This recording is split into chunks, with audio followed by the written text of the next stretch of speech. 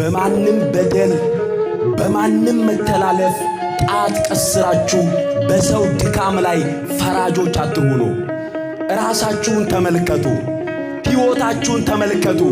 በማንም ውድቀት አትፍረዱ፣ በማንም ድካም አትፍረዱ።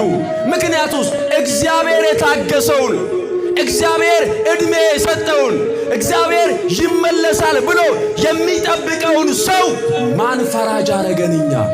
ብዙዎቻችን እኮ እርሱ እንዲህ የሆነው እንዲህ ስለሆነ ነው እንላለን። የታወቅን እንዴት ታወቅን እርሱ እንደዛ መሆኑን? ደግሞስ እርሱ እንደዛ ስላደረገ እንዲሆነ የሆነ ኃጢአት ስለሰራ ይሄ ደረሰበት ስንል እኛስ የኛ ኃጢአት ቢቆጠር እኛ ጨለማን ተገን አድርገን የሰራ ነው፣ እኛ በጓዳ የመከር ነው፣ እኛ የሸመቅ ነው፣ ልባችን አውጥቶ አውርዶ ሳንናገረው በውስጣችን የቀረ ስንት ኃጢአት አለብን እኛ። የኛን እግዚአብሔር ታግሶ የኛን እግዚአብሔር ደብቆ የኛን በደል የኛን ኃጢአት የኛን መተላለፍ የኛን ውድቀትና ውርደት የሚያሸማቅቀውን ኃጢአታችንን እግዚአብሔር ሸፍኖ ለምንድነው እኛ አደባባይ ላይ የሰው ድካም የምናወራው? እንስተካከል ክርስቲያኖች። ስለማንም ድካም አትናገሩ። የራሳችሁን ድካም ተመልከቱ። የራሳችሁን ቤት ተመልከቱ። የራሳችሁን ልብ ተመልከቱ። ከኛ በላይ ኃጢአተኛ የለም። ከኛ በላይ ማንም የለም። በማን ኃጢአት በማን በደል በማን ድካም ነው እንዲህ ሆኖ የተወለደው ብለው ጠየቁት። እርግጠኛ ናቸው እኮ ደግሞ ወስነው ነው የጠየቁት።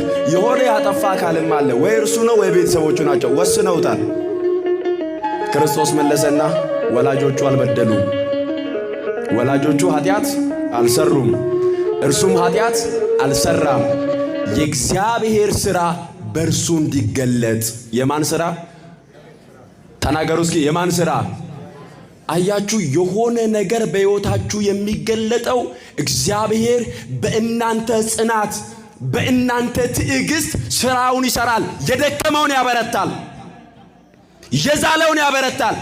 ቤታችሁስ የጎደለ ነገር ካለ፣ ሕይወታችሁስ የጎደለ ነገር ካለ፣ ከአቅም በላይ የሆነ ጉዳይ ነገር ካለ በኃጢአት የመጣ አይደለም፣ በመተላለፍ የመጣ አይደለም። የእግዚአብሔር ቸርነት፣ የእግዚአብሔር ሥራ፣ የእግዚአብሔር ትዕግስት በእናንተ ተገልጦ እናንተ እግዚአብሔር በእናንተ እንዲያስተምር ነው ይህን ያደረገው ጌታ እንጂ የሆነ ነገር ሰው ላይ ስታዩ፣ የሆነ ነገር ጎረቤታችሁ ሲገጥማቸው፣ ጓደኞቻችሁ እክል ሲገጥማቸው ኃጢአቱ ነው አትበሉ። የእግዚአብሔር ሥራ በእርሱ እንዲገለጥ። የማ ሥራ?